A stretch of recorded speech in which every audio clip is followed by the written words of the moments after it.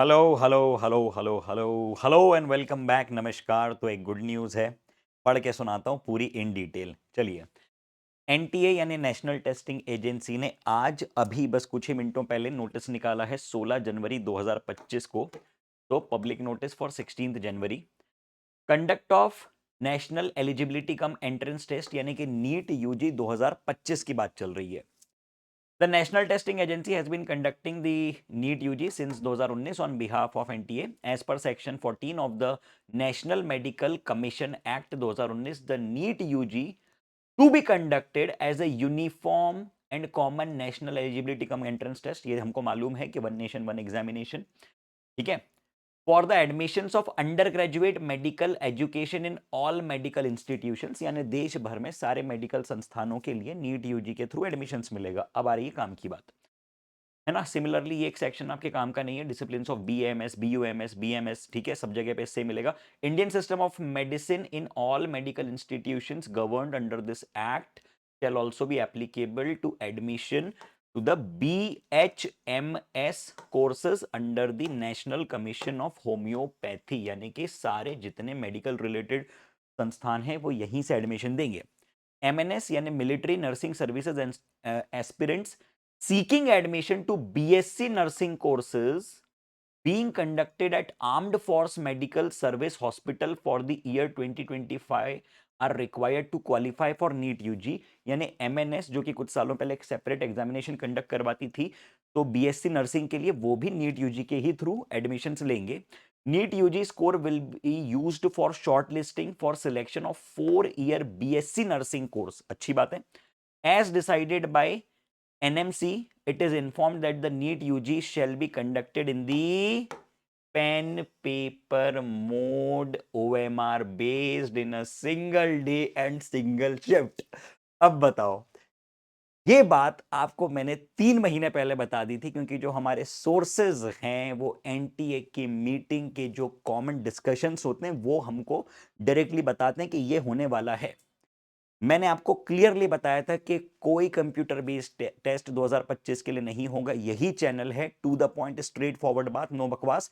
Clearly आपको बोला था कि 2025 में किसी प्रकार का कोई ऑनलाइन मोड नहीं होगा, 2 शिफ्ट में पेपर पॉसिबल नहीं है। And yes, this has happened. पढ़ो इस लाइन को। As decided by NMC, it is informed that the NEET UG 2025 shall be conducted in the pen and paper mode, OMR based in single day, single shift. For further clarification related to NEET, the candidate shall also conduct, एक conduction के लिए आपको number देके रखा हुआ है, कोई भी आपको कंफ्यूजन वगैरह हो तो ये वही बात हुई जो आपको बताई थी। एक बार मैं लिख देता हूं कि NEET UG 2025 is going to be pen paper, no CBT and 1 day 1 shift। End of the discussion.